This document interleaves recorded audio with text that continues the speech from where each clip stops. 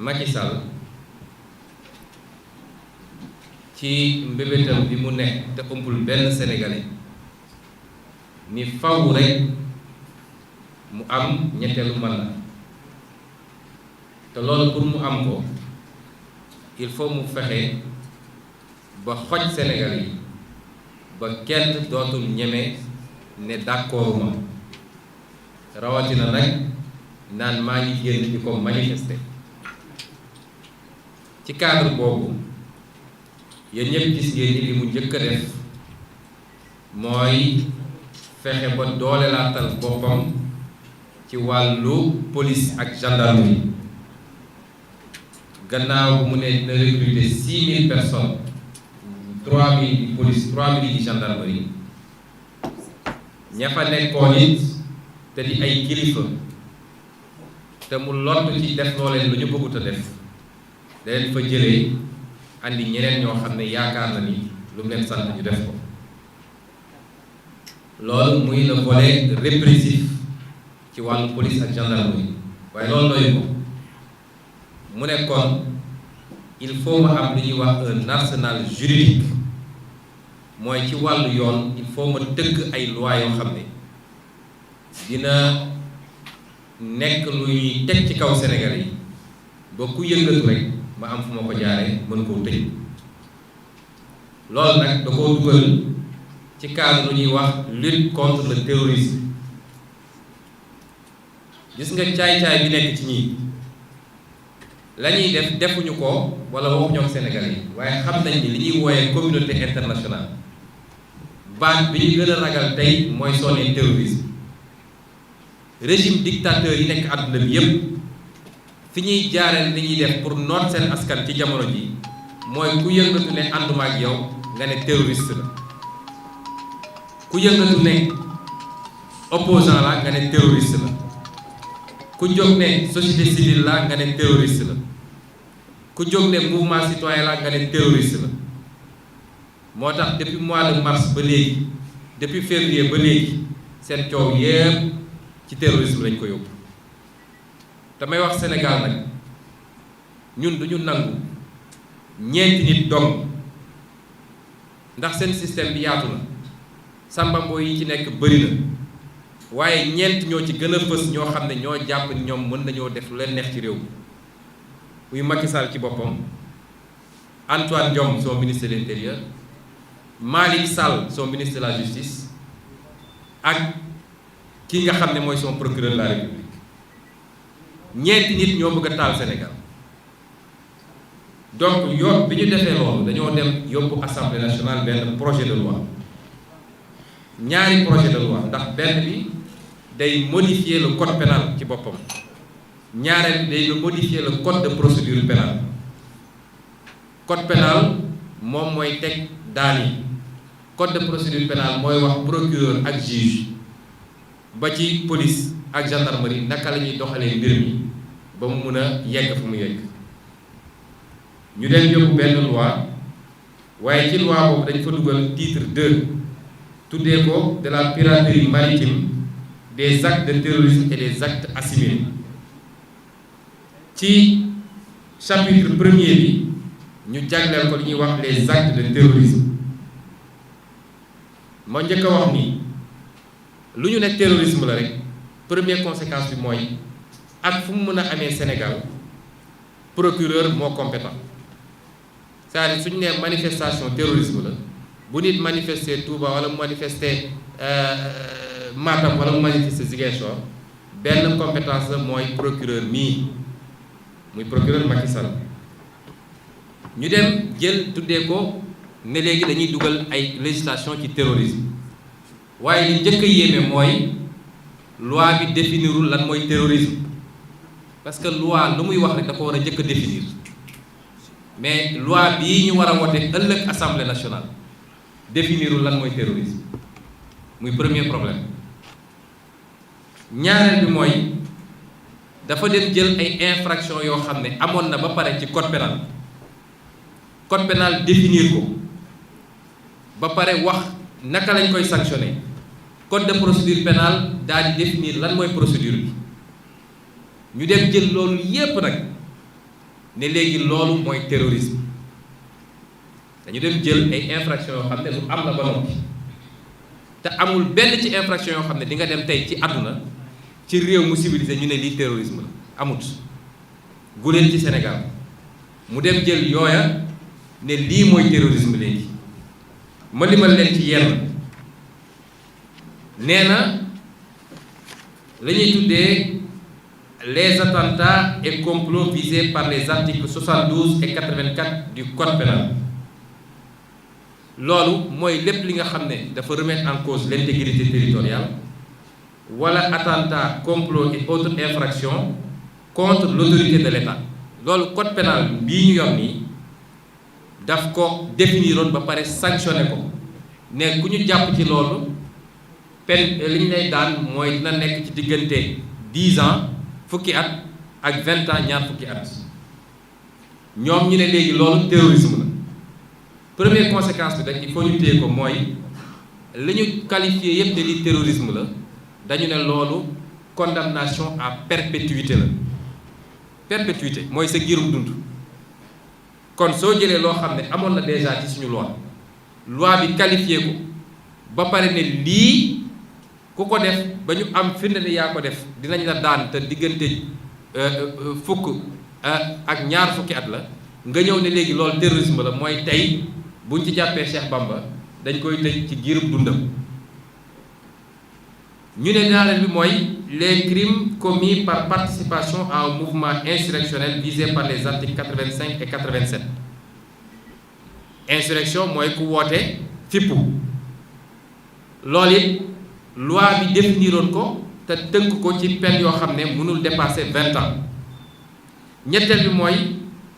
les violences ou voies de fait commises contre les personnes et les destructions commises lors des rassemblements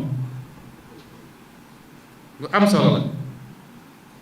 lépp loo xam ne rassemblement la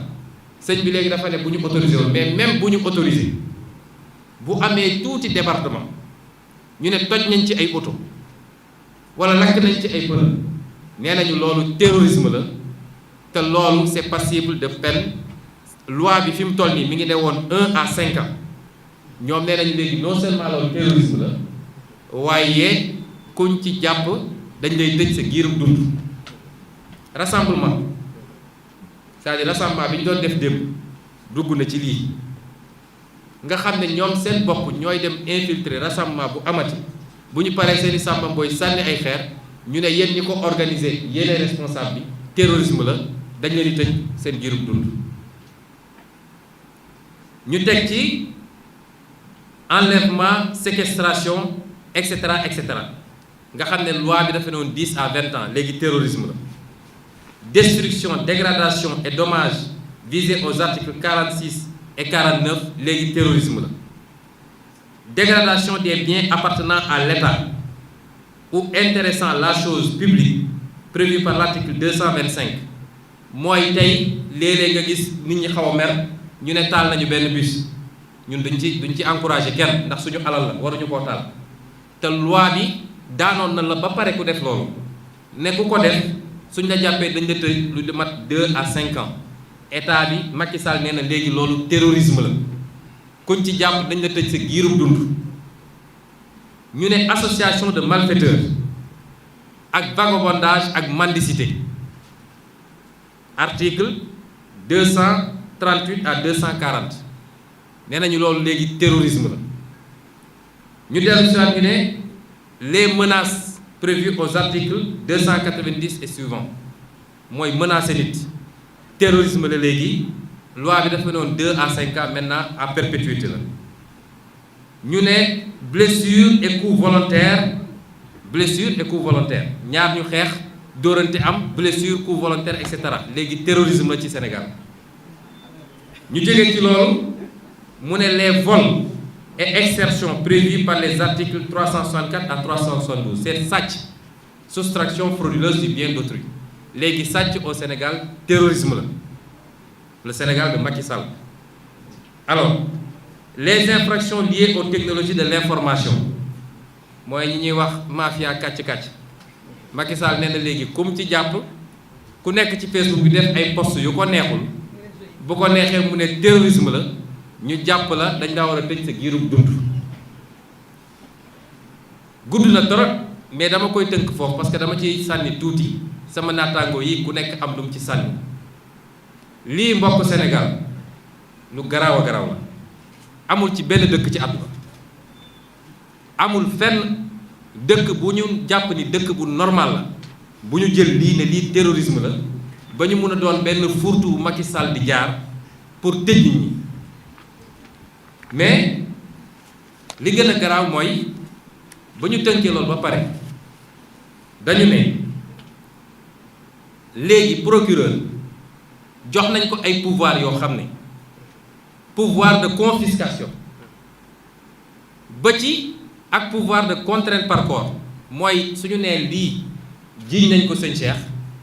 procureur am na sañ-sañ ne ab lu mu am ci alal yépp dañ koy nangu. xam nga loolu mooy méthode yi am Israël nga xam ne suñu nee benn palestinien def na attentat ñu ne dem leen raser këram yaayam ak baayam ak yéeguñu suñu yoon new ci. kon ku ñu ne jàpp nañ la ci loolu nee nañu mën nañu confier li mu moom yépp ci alal seetuñu doom seetuñu jabar seetuñu waa soxor gi lan moo ko waral. ñu ne ba tey am na pouvoir contrainte par corps sur les délits politiques loolu kenn mësu koo gis délit politique nga ne léegi am nga ci contrainte par corps te su ñuy def seen yëfu caay-caay dañuy essayer neexal ñi nga xam ne jàpp nañ ni ñoom ñooy wax. moo tax ñu ne xam nga délit de presse délit politique la mais dañu ne léegi délit politique am na contrainte par corps ba mu des presse bi yéen moom kenn yàbbu leen. ñu ne ensuite léegi juge d'instruction bi jox nañ ko pouvoir yu yaatu yoo xam ne su toogee ba soupçonné ni Cheikh Bamba Dièye mii de est-ce que du terroriste am na sañ-sañu maître Cheikh Bamba Dièye tout de suite sur écoute ay téléphone am ay mailam lu ne am na sañ-sañu def ko sur écoute di ko intercepter ci sañ-sañam. te bu ñuy def seen caay-caay ni ñu ko defee ci presse bi dañuy am ñu ñuy neexal pour ñu bañ a wax nee nañ loolu avocat bokk ci juge bokk ci député bokk ci ministre bokk ci wala ñoom su ñu leen ko war a defal dafa am procédure spéciale boo xam ne il faut que mu am beneen kilifa buy valider waaye keneen ku dul moom sëriñ si ci boppam dañu xam ni tey juge am na sañ-sañu toog mettre leen sur écoute quand il veut et comme il veut loolu violation bu garaaw la sur la vie privée des Sénégalais amul fenn ci àdduna. kon yu garaaw la yoo xam ne comme dañoo nekk ci table te kenn ku nekk ci gars yi am na loo ci jàngat loo war a yokk lii nag mënuñu ko nangu ci Sénégal damay wax sénégalais ni projet de loi bi moo gën a dangereux fuuf nag li taxoon sénégalais génn ñu naan ticket. parce que Macky Sall nëbbatu ko Macky Sall ab dictateur la waxoon na ko ab kilifa bi muy doog a toog 2012 ne ko sénégalais ils ne connaissent que la force dinaa leen gouverner par la force. lii xewoon mois de mars la ne léegi dinaa anticiper parce que li ma nekk duma ci changer virgule bu ko sénégalais yi nangoo nag li ñu amoon yëpp ci acquis démocratique. depuis des décennies et des décennies ci lu gaaw Macky Sall ñëw ne man Macky Sall maa am sañ-sañ bi ànd ak samay nit dinaa effacer loolu yépp tey bu boobaa dinañu xam ne dina fi duma nit bëccëg mbir kam kenn doo am foo ko jooyee kon lii c'est particulièrement grave